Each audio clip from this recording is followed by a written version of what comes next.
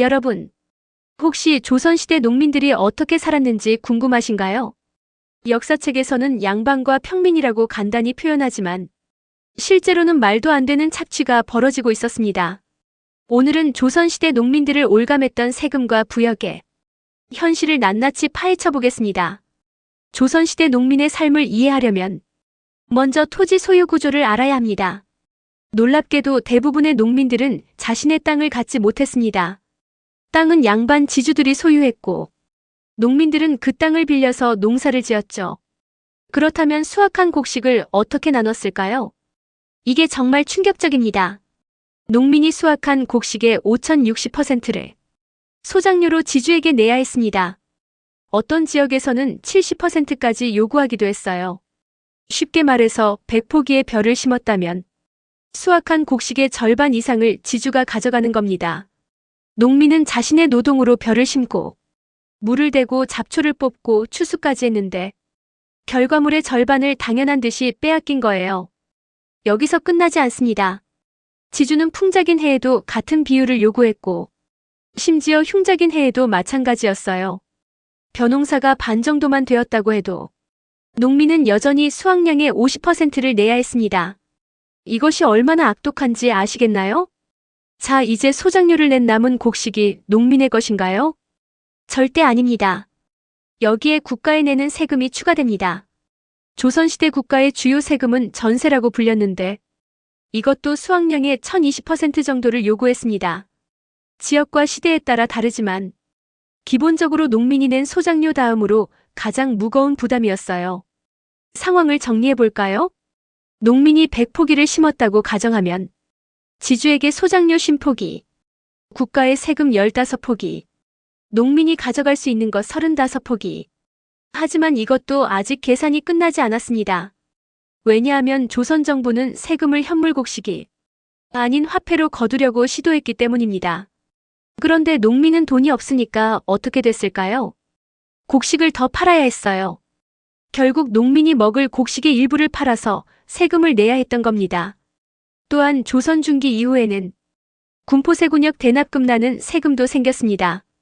이것은 군대 가지 않는 대신 내는 세금인데 이것도 농민의 부담을 크게 늘렸어요. 이제 가장 참혹한 부분입니다.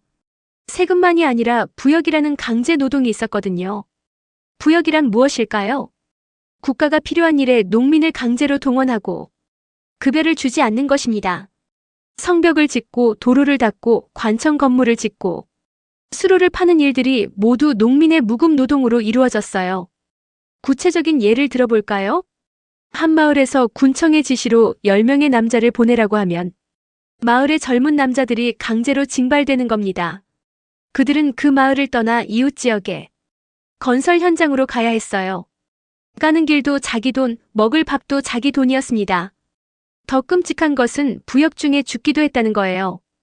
험한 산에서 성벽을 쌓다가 추운 겨울에 수로를 파다가 무거운 돌을 옮기다가 목숨을 잃은 농민들이 수없이 많았습니다. 하지만 국가는 이들에게 어떤 보상도 하지 않았습니다. 죽으면 그냥 그곳에 버려지거나 관에 담겨 마을로 돌아왔을 뿐입니다. 그리고 이 부역의 부담이 얼마나 컸는지 아세요? 평생에 걸쳐 이루어졌습니다. 20대부터 60대까지 건강한 남자라면 계속 징발될 수 있었어요. 어떤 해는 한 마을에서 여러 번 징발 명령이 떨어지기도 했습니다. 세금과 부역만으로도 충분히 가혹한데 여기에 비공식적인 착취까지 더해집니다. 바로 관아의 아전과 관리들의 뇌물 강요입니다. 아전 아사 직원들은 관청의 실무를 담당하는 사람들인데 이들이 농민들을 상대로 얼마나 갑질을 했는지 상상도 못할 정도입니다. 예를 들어봅시다. 어떤 농민이 세금을 내러 관청에 가면 아전이 서류가 안 맞네요라고 핑계를 댑니다. 그리고는 이것 좀 고쳐드릴까요? 라며 눈치를 줍니다. 이게 무엇을 의미하는지 농민도 우리도 알죠. 뇌물을 원하는 거예요. 뇌물을 주지 않으면 어떻게 될까요? 서류가 계속 안 맞는 거예요. 혹은 세금 납부가 거부되거나 처벌을 받을 수도 있습니다. 이것이 관아의 아전들이 자행한 일상적인 갑질이었어요. 또한 관리들은 관청의 필요물품을 농민들에게 강제로 구매하게 했습니다.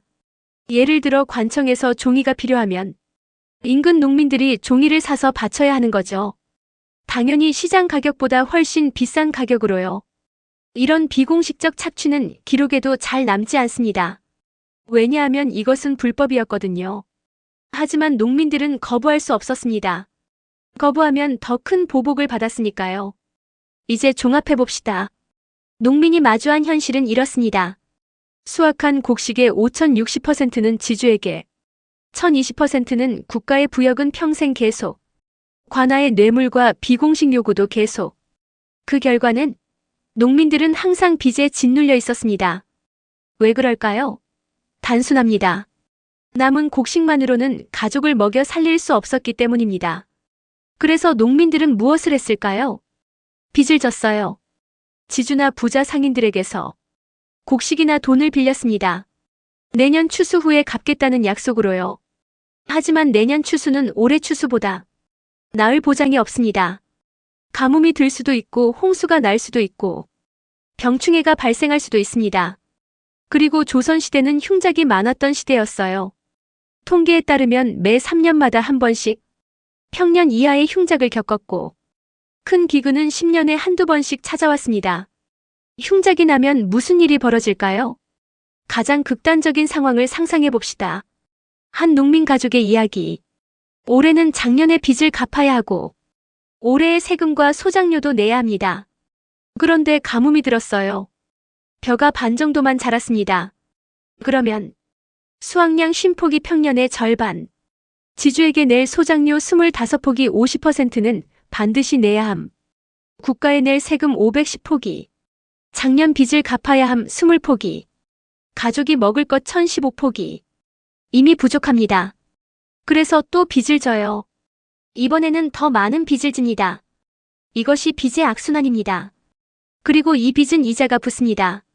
조선시대 사채의 이자율은 연호만 100%였어요. 한 번의 흉작으로 진 빚이 몇 년 만에 2배, 3배로 불어나는 거죠. 결국 어떻게 되나요? 농민은 자신의 땅마저 빼앗기게 됩니다. 빚을 갚지 못하면 소유한 땅이 있었다면을 지주에게 넘기거나 논밭을 담보로 더 큰 빚을 지게 되는 거예요. 그리고 이 상황이 계속되면 일가가 모두 거리로 나앉게 됩니다. 집을 잃고 땅을 잃고 아무것도 남지 않는 거죠. 이들은 유랑민, 거린이 되어 도시로 몰려가거나 관의 노비로 팔려가기도 했습니다. 이런 상황이 지속되자 조선 후기에는 신분 상승 운동이 일어났습니다. 농민들이 양반 신분을 사기도 하고 위조 문서로 신분을 올리려고 했던 거예요. 왜냐하면 양반은 부역의 일부가 면제되고 세금도 적게 낼 수 있었기 때문입니다. 또한 일부 지역에서는 소작농과 지주 사이의 갈등이 심화되었고 심한 경우 소작쟁이나 항쟁으로 발전하기도 했습니다. 조선시대 농민들의 세금과 부역이라는 악순환. 이것은 단순히 역사가 아닙니다. 실제로 수백만의 사람들이 이 악순환 속에서 고통받았고 많은 사람들이 빈곤 속에서 죽어갔습니다. 우리가 역사를 배우는 이유는 과거를 단순히 알기 위함이 아닙니다.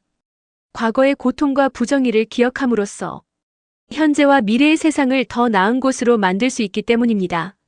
다음 영상에서는 조선시대 서민들의 또 다른 충격적인 현실을 파헤쳐 보겠습니다. 구독과 좋아요 부탁드립니다. 감사합니다.